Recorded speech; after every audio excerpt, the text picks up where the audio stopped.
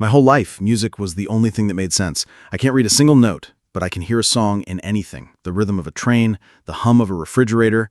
I play piano by ear, by feeling. It's messy, chaotic, and it's me. Growing up, teachers called it undisciplined. My parents called it a hobby. I've always been deeply insecure that without formal training, I'm just a fraud, just making noise. Then I met Clara. We've been married for 4 years. She was an art historian, a woman who understood structure, theory, and the classics. But she told me she fell in love with my unfiltered talent. She said, "You're a primal force, Julian. Don't ever let anyone tame that." She was the first person who made my biggest insecurity feel like my greatest strength. I thought I'd found the person who truly heard me. I also have a mentor, a retired jazz musician named Ben. He's old school, fiercely protective of musical integrity, and the closest thing I have to a father figure. About 3 months ago, Ben suffered a minor stroke. He was recovering well, but he couldn't play anymore. I started sending him all my new recordings, raw, unedited demos straight from my piano, just to keep his spirits up and get his honest feedback. It was our thing. A few weeks ago, Clara told me she had a surprise. She'd used her connections in the art world to get my demos to a major record label executive. I was floored and terrified. I told her, "Clara, they're not ready. They're raw. They're full of mistakes." She just smiled and said, "That's what they'll love about them, your authenticity." Well, the executive, a man named Marcus Vance, loved them.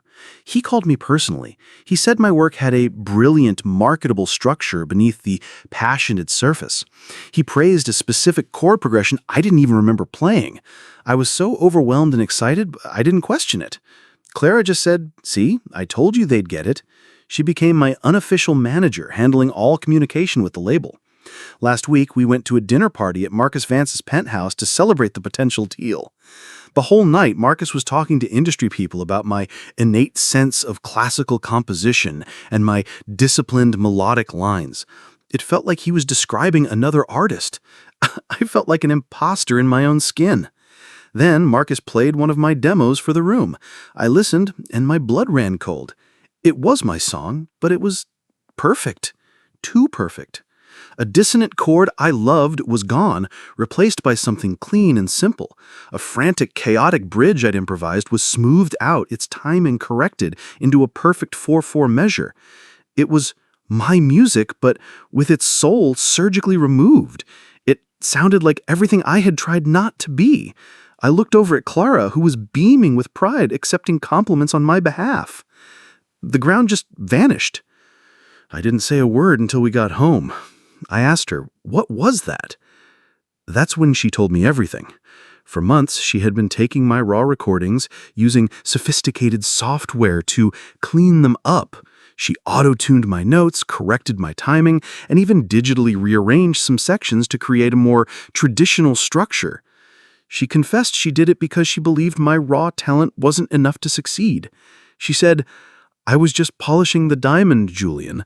I was helping you be the best version of yourself, the version the world would finally accept." To say I was shattered would be an understatement. The one person who championed my untamed self was the one secretly taming it.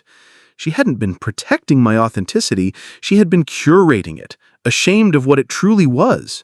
My greatest insecurity, that I was just an untrained fraud, was what my own wife believed. I gave her one last chance to understand.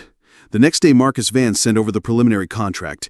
It was a life-changing deal. He also sent a note. "For the final demo, please send the track for Rainfall. We love what you did with the bridge. It's pure genius." That bridge was something she had entirely fabricated. I looked at Clara holding the contract. All I had to do was play along, accept her version of my music, and I'd have everything I ever thought I wanted. She looked at me, her eyes pleading. "Just let this one go, Julian. We can make the music you want on the second album. This is just to get your foot in the door." I walked over to my laptop, I pulled up my email, attached a file, and addressed it to Marcus Vance. Clara watched me, a hopeful smile on her face. I hit send. "What did you send him?" she asked. "I sent him a recording," I said, "from my mentor, Ben. It's a 15-minute completely unhinged jazz solo from 1978. It's the realest thing I know." Then I forwarded her the email I'd sent to Marcus just before. The subject line was "Withdrawal of all materials." The body just said, "The artist you're looking for doesn't exist. Thank you for your time."